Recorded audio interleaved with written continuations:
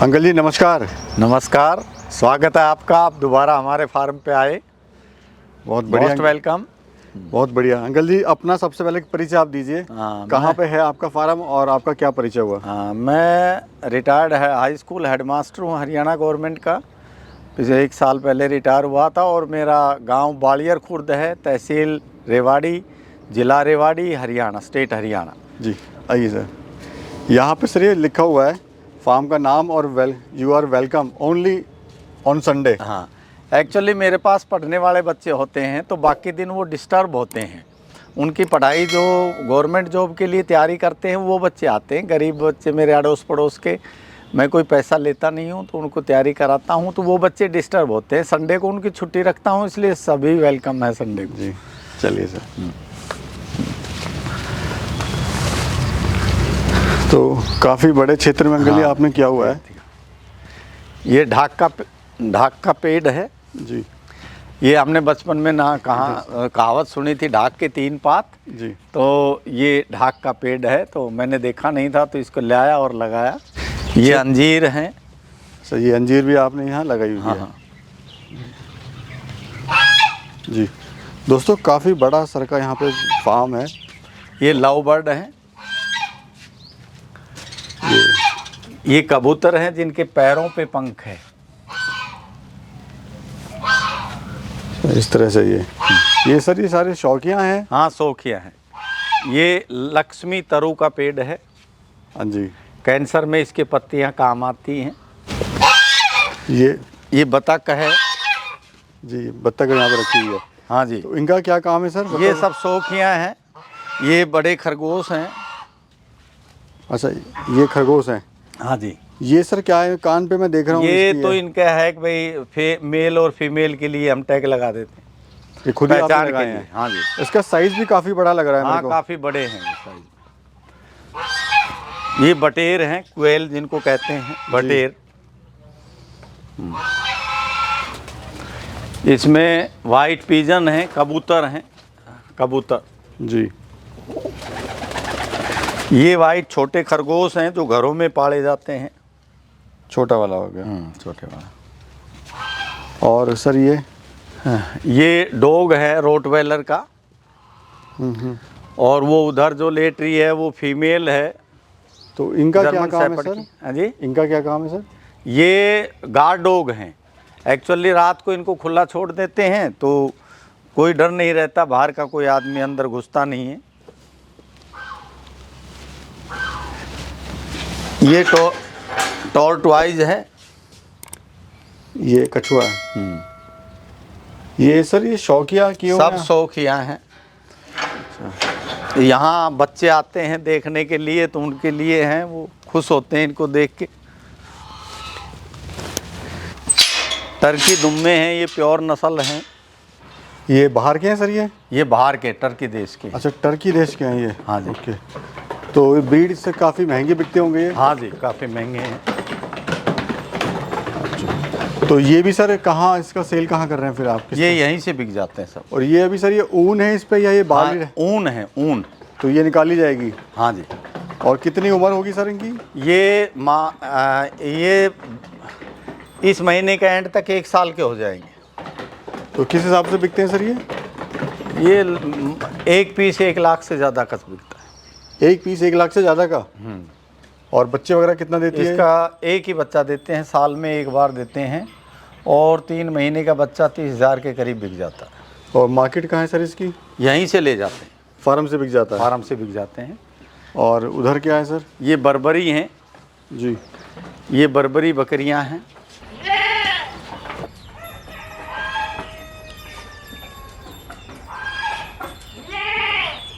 तो सर जैसे मैं देख रहा हूँ आपका बहुत ही बढ़िया ये शानदार सेटअप है। लकड़ियों के आपने ये बनाए हुए हैं तख्त। ये इसलिए बनाए हैं कि इनका जो बीच में गैप है इसमें से इनकी वेस्ट नीचे चली जाती है, पेशाब नीचे चला जाता है। और एक्चुअली बकरी हो या भेड़ हो वो बीमार होती है गिल्ले में, तो यहाँ गिल्ला नहीं रहता क्योंकि पेशाब है वो नीचे चला गया, सूख जाती है लकड़ियाँ, तो इसलिए ये ऊपर बनाया हुआ है। मेरे यहाँ कोई बीमार नहीं होता पशु। और खुला भी सर, काफ़ी खुला मैं देख रहा हूँ यहाँ पर। ये पूरा। तो खर्चा क्या है सर इसको बनाने में? ये लगभग जब मैंने 4 साल पहले बनाया था तो लगभग इसमें कॉस्ट आई थी 4 लाख के करीब, पूरा सेटअप बनाने पूरा में। सेटअप बनाना। ये फ्रेंडली है मतलब जानवरों के लिए? हाँ। कोई बीमारी वगैरह इसमें नहीं आएगी? नहीं आएगी, ये फ्रेंडली है। और सेक्शन कितने हैं सर इसमें? ये 3 हैं, इस तरह के 3 सेक्शन बनाए हुए हैं, अलग अलग बाड़े में अलग नस्ल के? हाँ जी। ये ऊपर से वेस्ट गिर गया तो इसको 10-5 दिन में निकाल के बाहर फेंक देते हैं, खाद बन जाता है। एक तरह से ये फ़ायदा ही है। हाँ दोस्तों ये अभी तीसरा पार्ट है, पहले पार्ट में हमने विज़िट करा, अभी जाएंगे हम तीसरे पार्ट में। चलिए सर। दोस्तों वीडियो थोड़ी लंबी हो सकती है तो बने रहेगा, मज़ा आने वाला है आपको। पूरी वीडियो देखिए, स्किप मत कीजिएगा।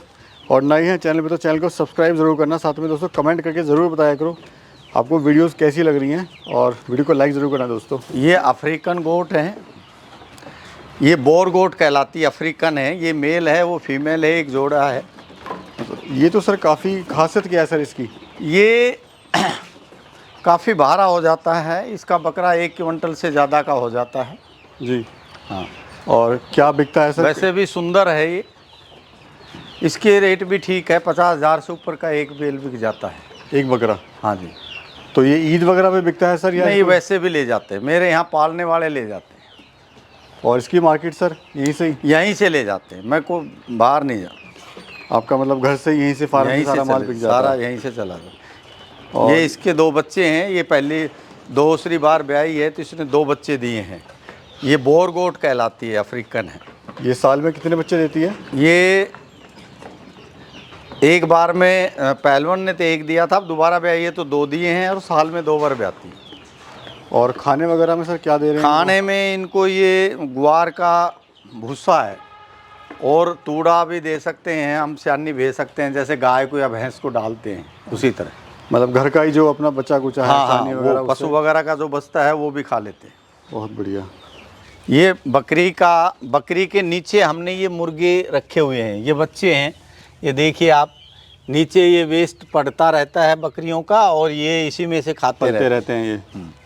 बहुत बढ़िया। फिर जब इनका जो वेस्ट होता है उसको पीछे उठा के डाल देते हैं और इसको भे देते हैं, तो इसका खाद बन जाता है। ये आपके खेतों में खेती बाड़ी में यही इस्तेमाल होता है, कोई केमिकल इस्तेमाल नहीं करता जी। DAP यूरिया अपने खेतों में कभी नहीं डालता। ये सर मशरूम प्लांट है आपका? हाँ जी, ये मशरूम प्लांट है। आई, ये 2 कमरे बने हुए हैं मशरूम के, इनको दिखाइए आई हुई जी। ये जो है ये ऑयस्टर मशरूम है। हाँ जी।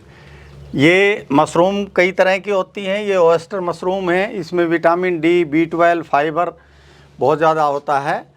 और जब इसको सन ड्राई किया जाता है, सूर्य की धूप में सुखाया जाता है, तो इसमें विटामिन D 100 गुना मल्टीप्लाई हो जाता है। और हमने निफ्टम में इसको चेक कराया है, इसके विटामिन D को निफ्टम में जो केंद्र सरकार का लैब है वहाँ चेक कराया है, वहाँ इसमें 800 MU/B के करीब आया है, जबकि विटामिन D 10 ही पाया जाता है ज़्यादातर दवाइयों में जी, और इसमें 800 के करीब है। तो ये बहुत अच्छी चीज़ है विटामिन D के लिए, B12 के लिए, फाइबर के लिए। और विटामिन D की कमी होने के कारण शरीर में कैल्शियम, फास्फोरस ये एब्जॉर्ब नहीं होता है। तो विटामिन D आजकल लोग धूप में जाते नहीं हैं, लोगों में विटामिन D, B12 की कमी पाई जाती है, तो उनके लिए केमिकल दवाई लेने से अच्छा ये ऑयस्टर मशरूम सन ड्राइड है। मैं देख रहा हूँ सर आपने जो है छत पे भी यहाँ पे सुखा रखी है मशरूम। हाँ जी। ये क्या प्रोसेस है? हम यहाँ से इस मशरूम को तोड़ने के बाद इसको इस तरह तोड़ा जाता है, इसको साफ़ किया जाता है। साफ़ करने की ये जो वेस्ट आ जाता है इसको यहाँ से काट के साफ़ किया जाता है, इस तरह इसको ये साफ़ चाकू से काट के इसको साफ़ किया जाता है। वर्कर्स जो हैं वो दस्ताने पहन के, और जब इसको साफ़ करते हैं फिर इसको सूर्य की रोशनी में सुखाते हैं। सुखाने के बाद इसमें 100 गुना विटामिन D बढ़ जाता है, लगभग 800 MU/B के करीब हो जाता है पर kg, जबकि जो केमिकल दवाइयाँ हैं उसमें 10 MU/B के करीब ही होता है। इतना ज़्यादा प्रोटीन इसमें विटामिन D होता है, B12 होता है, फाइबर बहुत ज़्यादा होता है। इसमें फाइबर एक है जब सन ड्राई करते हैं तो ये 10 गुना हो जाता है फाइबर। तो कॉन्स्टिपेशन वगैरह की जो समस्या है कब्ज की, वो भी ख़त्म हो जाती है। तो सर बात करें कितने बैग होंगे, कितना प्रोडक्शन आप निकाल लेते हैं इससे? लगभग इसमें 1200 के करीब बैग हैं, और एक बैग से आप ये मान के चलो कि लगभग 3 किलो के करीब हमें फ्रेश मशरूम मिलता है। लेकिन जब हम सुखाते हैं तो 10 किलो का 1 किलो ही, फ्रेश का 10 किलो का 1 किलो ही मिलता है मुश्किल से। तो इससे कितना ऑल ओवर कितना इससे मुनाफा ले रहे होंगे सर? सर बस एक्चुअली ना मैं रिटायरमेंट के बाद, क्योंकि लोग केमिकल ज़्यादा खा रहे थे, तो मेरा मकसद मुनाफा ही नहीं है। मेरा तो ये था कि भाई लोगों को एक ऐसी चीज़ मिले जिससे कि विटामिन डी की पूर्ति हो जाए। तो इसमें ठीक है, मेरे वर्कर्स का और मेरे फार्म का खर्चा निकल जाता है, इससे ज़्यादा मुझे ज़रूरत भी नहीं है। सेटिस्फेक्शन है। तो अंकल जी मैनेज कैसे करते हैं आप? इतना सारा बकरियां भी हैं, आप मशरूम भी कर रहे हैं, सेलिंग में तो बड़ी दिक्कत आती होगी। नहीं, एक्चुअली ना मेरे यहाँ से ना जिन लोगों को पता लग गया है कि मैं बिना केमिकल के ही करता हूँ, तो यहीं से सेल हो जाता है।